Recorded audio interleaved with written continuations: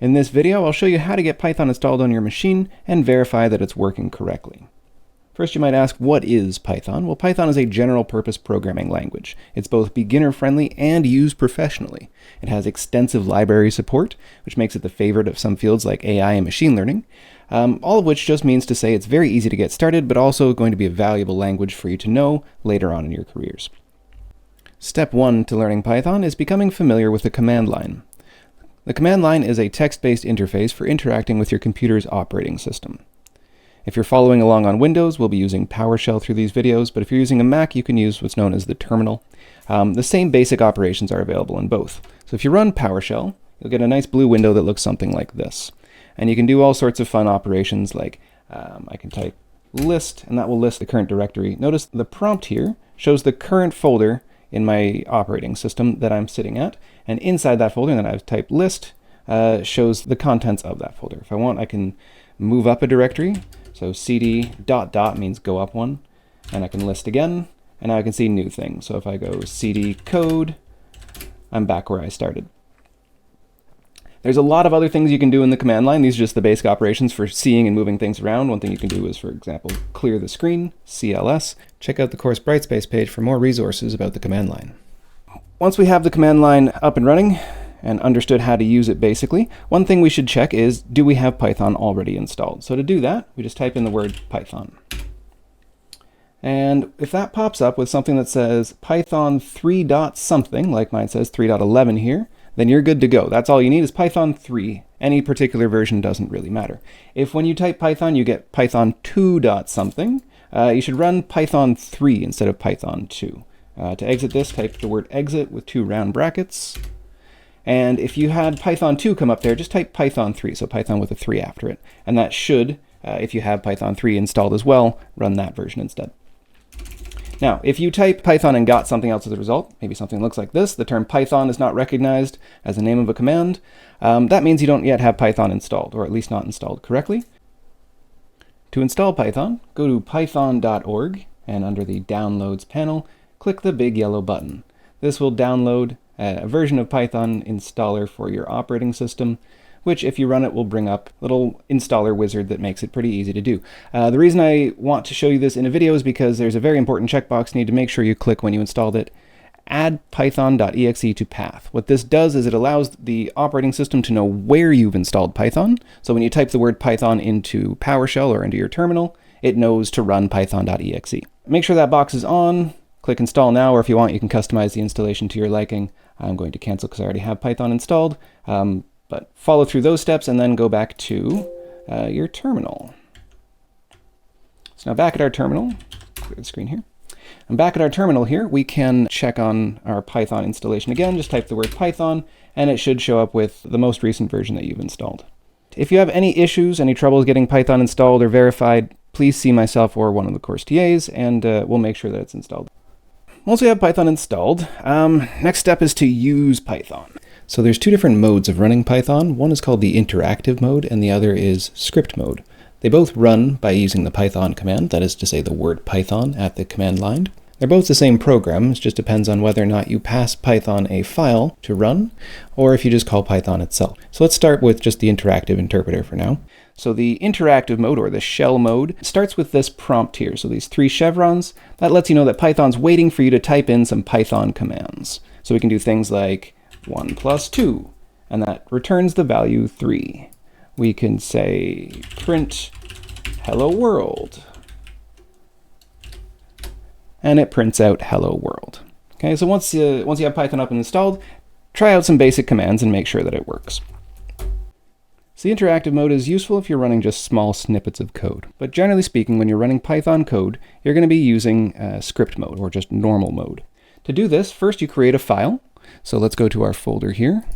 This is the Lecture 1 code folder, and in Windows you can go new text document.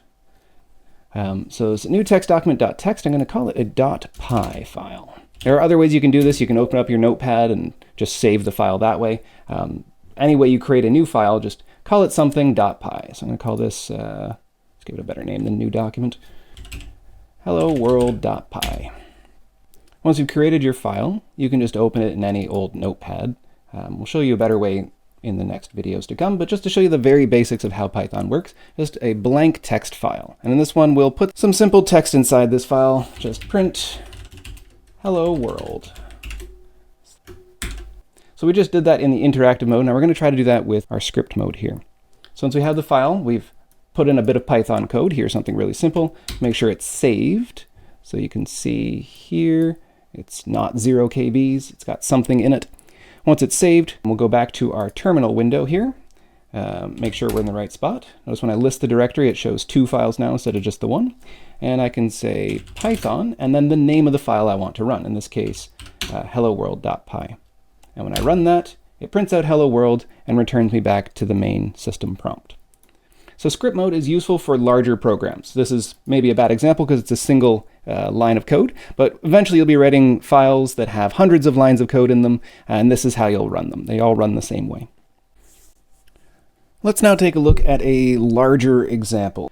So this is a large piece of code. You're not expected to understand it yet. Just scroll it down, 200 lines of code.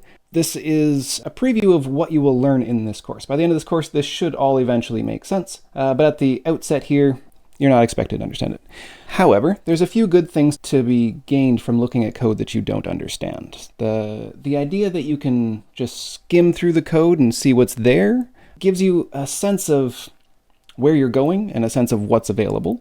But also really well-written code, particularly code that's written with a lot of comments, is readable by humans as much as it is for computers, right? Very good programming style is about making sure you can communicate your code not just to a machine, but also between other people. So there's lots of comments in this code, so if you don't understand a line, it probably will explain it to you. The stuff in English, generally speaking, the compiler won't understand, but the stuff that doesn't look like English, that's all Python code. So I'm not going to walk through all this. We'll actually pick this back up later on in the course, but let's run it and see how it goes. So first off, this does depend on a library called Pygame. So if you're running this code, make sure you've installed Pygame. To do that, you will type in pip install Pygame, or another way to run the exact same command is python-m pip install Pygame. That just goes to Python's repository, grabs the pip library or the Pygame library, and applies it to your local environment, so that when you import it, you can do all sorts of fun things like draw circles.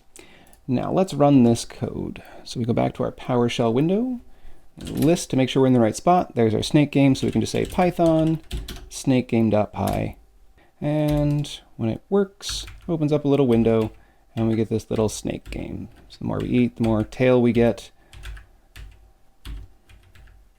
And eventually it crashes.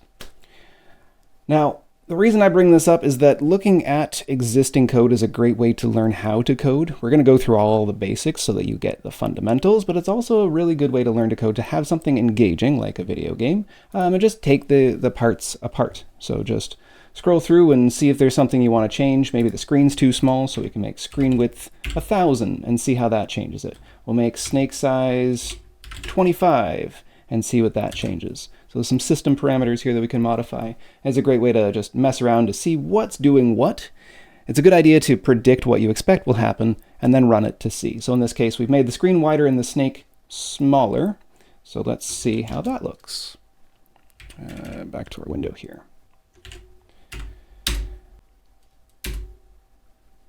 And we run our code again, and we can see the window's gotten a little bit wider and the snake a little bit smaller. Honestly, it makes the game look a little bit nicer.